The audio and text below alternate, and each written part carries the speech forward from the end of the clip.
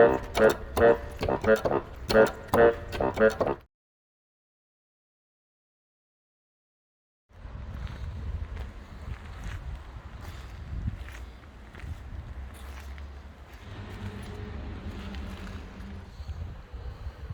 me welcome you to a no-nonsense sales pitch on this MG ZR 120. It is my car.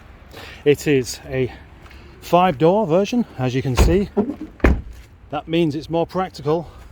It also means it takes longer to close the doors. It's finished in ignition blue, and the paint is lovely.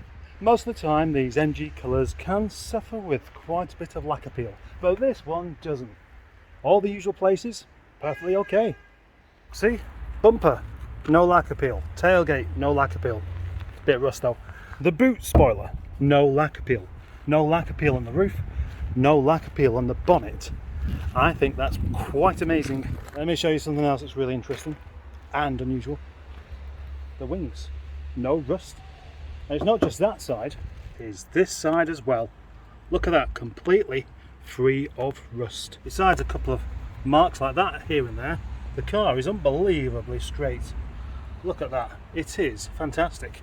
Yeah, I'm usually very critical about cars and their paint, but this one's got very little to say anything bad about. You can expect a few marks here and there, maybe a badge missing, but this one really is, well, if I was to mark it out of 10, I'd give it a good 9. It has alloy wheels, of course, which are the 17-inch straights, which unfortunately, oh mind you, I've not cleaned that one very well. These wheels, again, as a typical MG trait, do tend to get lack appeal quite a bit. So these have got a bit here and there, but they're not too bad. 17-inch, 45 R17, ZR17, goes with the car. There are plenty of ZRs around, but most of them are the 1.4 version. This is the 1.8. That makes it a bit fruity. 1.8, 120 brake horsepower, or 118 to be precise, and it's got discs on the back as well. 118 brake horsepower doesn't sound like a massive amount these days, but these days cars are much heavier than that. This is a lightweight. This weighs under a ton, I think it's about 900 kilos. So you'd expect, if the engine is all in good order, you're going to have a rather grunty little blue car. And guess what? You most definitely do have. This car has only done 65,000 miles. But due to a bodge up on somebody else's behalf, the head gasket needed doing. And now it has been done. And it's been done by me and my dainty little fingers. So it's got a new head gasket, it's got a new cam belt, it's got a new water pump, it's got fresh oil, it's got fresh coolant. Many of the coolant pipes have also been replaced because there was oil in the coolant. And it's not the easiest thing to flush out. Put a little sticker on there as a reminder, although it could probably do with going somewhere else because it's peeling off, isn't it? It's probably going to work better there. All 4 of the tyres have about 6mm worth of tread on them. However, in the spirit of no nonsense, they are what you might call a bit out of date. The rubber's not gone hard, but it's developing a couple of cracks here and there, as they do with age. Inside the car, it's all very nice indeed with these half blue leather seats. All the vents are intact, everything works. There's nothing missing anywhere to speak of, I don't think. No, it's all here. Of course, it does have the obligatory saggy headlining. That's one of those things, if it was going up at full price, I would take this out and refit it. The rear interior also very nice. But let's get back to the engine, shall we? It starts on the flick every time. Just like that. There is an engine management light on though. But put your finger there and you can't see it.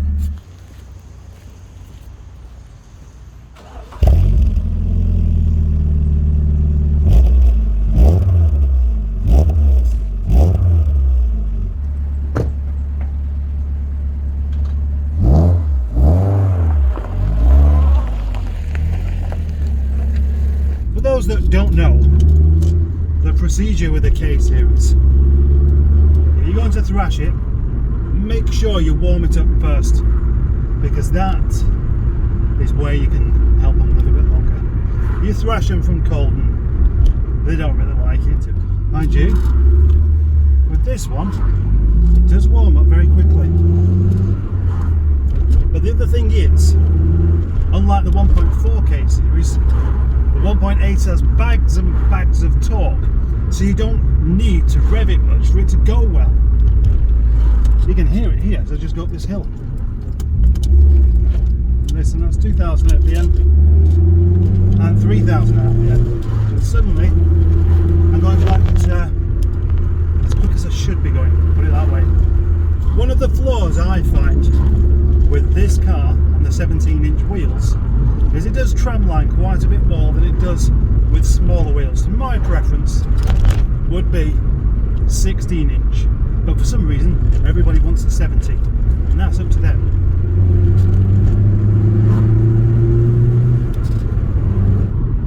Anyway, this car, it pulls very, very easily, very, very effortlessly. So it's quite a nice car to own, really, except that tramlining thing. And just one other thing as well.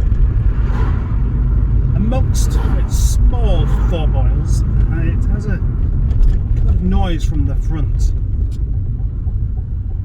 Can you hear that? Happens when you brake. Just a little well, you intend to perfectly, mate. When you brake, you can hear it, and then it goes away again. Now I've tried changing the disc, exactly the same. It's not a warped disc. There's nothing wrong with the caliper, nothing wrong with the pads. All it can be is something to do with the hub or the wheel bearing, but I'm not sure which, and I don't have the kind of extraction tool available to do that kind of job, unfortunately. So that is going to remain as it is, which is unfixed.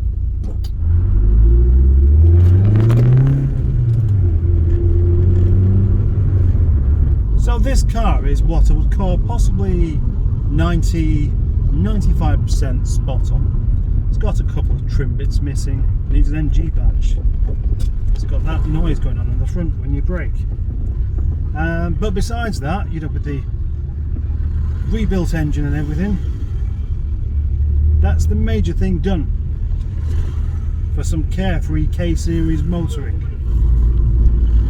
And clearly, if you want to have a ZR, this is the colour to have, this is the engine to have, and that's the kind of mileage you want as well. In a second I shall give it a bit of juice. I'll give it the beans. Not when some old people are knocking about though. But here we have a 30 limit, people go faster on, and we get to a 50 limit and people go slower on. But this moment I can go foot down third gear and pulls away very, very eagerly indeed, up to 50 miles per hour, no problem at all. What an excellent little machine, what a fighting machine, what a monster! Let's pull over here. Maybe what you'd really like to hear though would be what it sounds like and what it goes like from standstill. So that's what I shall do next. I want to get off this little tiny winding road. Time for some acceleration. Here we go from 0 to... Wow, yes, that goes!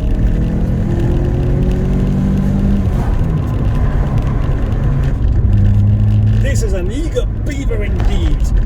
I like it a lot. In fact, maybe I should just keep it. But I'm not going to because I need to sell it. Make no mistake, that sound on the front isn't particularly nice when you do that. You can follow the story of this car on my YouTube channel.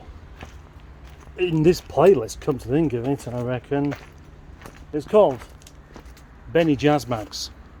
Benny Jazzmags is an unusual name, I know, but I named it after my auntie. Finally, we get to the important part of this video, which of course is the price and conditions of that. Well, the price is £1,650, and I think, given the condition and the rarity and the colour and the mileage of this car, that's a very good price indeed. And if you know anything about these cars, you will know they're kind of on the way up in value, on the way up in desirability, on the way up in everything basically. With the rest of the work done on it, the minor niggles, etc., it would be going up to 2,250. So that is quite a big saving just for sorting a few things out yourself. But the fact is, I need to move these cars a bit more quickly. It is a 17-year-old car, so it doesn't come with any kind of warranty. The jobs that have been done, you can see. The ones that haven't, you can see. Anything else that crops up is because it's old, as simple as that. If you want a part exchange, I could possibly do that, but only with a certain kind of car. I like Rovers, I like MG, I like British cars. I'm not interested in Nissan Micras particularly. So, there we go. Pitch over with. Get your wallet out, check your bank account, whatever you want to do. This car is for sale.